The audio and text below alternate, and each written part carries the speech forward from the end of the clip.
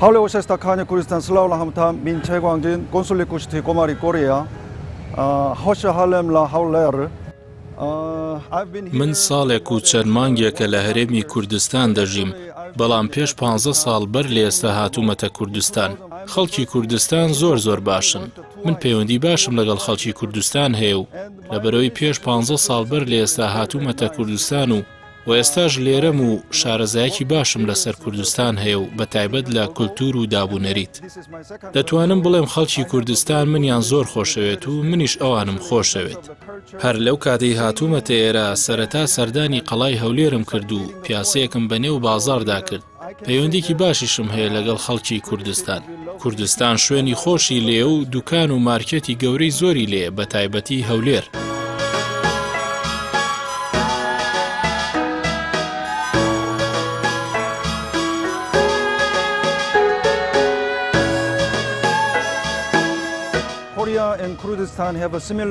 کۆریا و کوردستان مێژوێکی لێک نزیکیان هەیە. هەردووکمان دەورە دراین بە وڵاتانی زلهێزتر لە خۆمان. هەر ئەمە ژوای کردووە زۆر شتی هاوبەش لە کولتور لە نێوانماندا هەبێت. هەردووکمان ڕێز لە کەسانی لە خۆمان گەورەتر دەگرین، بۆ نمونە مامۆستا و دایک و باوکمان و پێشەوایانمان. هەر لەبەر ئەوەیەوە بیر دەکەمەوە کە کورد و کۆریەکان شتی هاوبەش لە نێوانیاندا هەیە.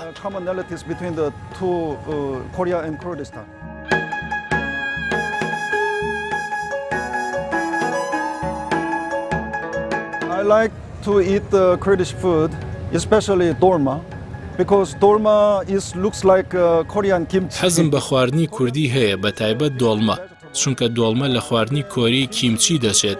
کیمچی کە خواردنێکی کۆریە، کۆکەرەوەیە کە بۆ سەوزەوات و پێم وایە دۆڵمە خواردنێکی بەسوودە کەوا کات مرۆڤ بەهێزتر بێت بۆ ڕزگاربوون لە کۆرۆنا. و پێم باشە هانی تەواوی خەڵکی کوردستان بدەم کە دۆڵمە بخۆن بۆ ئەوەی بەهێزتر بن و بتوانن بەرەنگاری کۆرۆنا ببنەوە. کوردستان زۆر خۆشە، بەتایبەت سروشتە جوانەکەی سەرسامی کردوم. زۆر جار کە گەشت دەکەم بۆ زاخۆ و ئیبراهیم خەلیل و پێنجوێن و نێو چیاکان، هەست بە خۆشەویستی زۆر دەکەم بە بینینی ئەم دیمەنانە، بەتایبەت لە کاتی بەفرباریندا دیمەنەکان زۆر سەرنجڕاکێش دەبن. ئێستا کاری من پەیوەندی نێوان کۆریا و کوردستانە. هەردووکی بەیەکەوە دەبەستنمەوە. حەزەکەم کاتێک ئەو بەرپرسیارەتیشم تەواو بێت بێمەوە بۆ کوردستان بەردەوام بم لە کارکردن لێرە لە کوردستان. لەوەتەی لێرەم سەردانی بەشێکی زۆری شارەکانم کردووە، وەک پێنجوێن و هەڵەبجە و دهۆک و سلێمانی و زاخۆ و بارزان و کۆیە و زۆر شاری تر دەربارەی کەشوهەوای کوردستان. کەشوهەواکە لێرە بۆ کۆریەکان گەرمە، چونکە ئێمە لە کۆریا 4 وەرزمان هەیە، بەهار و هاوین و پاییز و زستان، بەڵام لێرە تەنها هاوین و زستان هەیە. بەشێکی کەمیش بەهار لێرە هەیە، بەڵام هاوینەکەی لێرە زۆر گەرمە. بەس من بەهۆی ئەو دیمەنە جوانانی کە لێرە هەیە توانیمە خۆم بگونجێنم و ئێرەم زۆر پێخۆشە. سەردانی شوێنە گەشتیاریەکانم کردووە، بە تایبەت دەریاچەی دوکان و چێژێکی زۆر خۆشیشم بینیوە لە ماسیەکان. ئەگەر بچم بۆ گەشت بێگومان دووبارە چمەوە بۆ دوکان.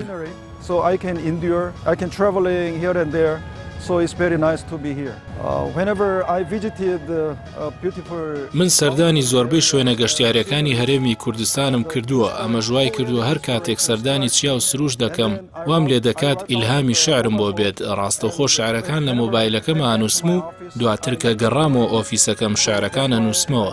هەرەمە ژوای کردووە شعرەکانم بکەم بە کتێبێک و بڵاوی بکەمەوە.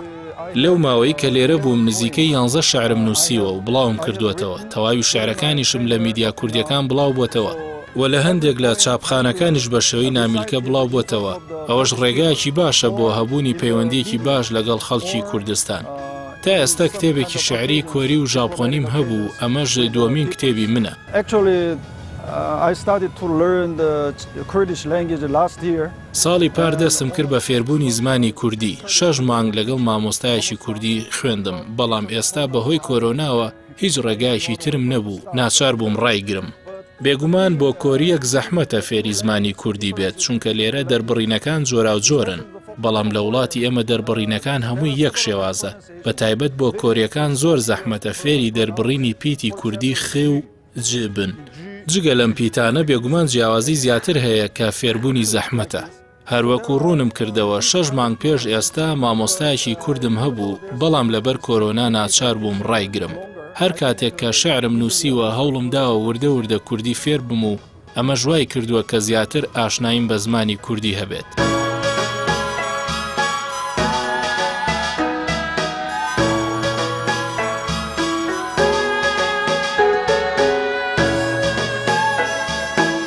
I think Kurdistan can have a very important role. کوردستان دەکەوێتە ناوەڕاستی ڕۆژهەڵاتی ناوەڕاست.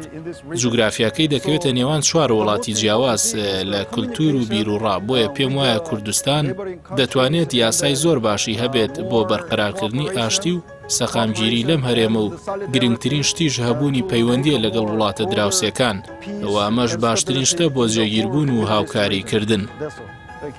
کوردیەکەم چۆنە باشە؟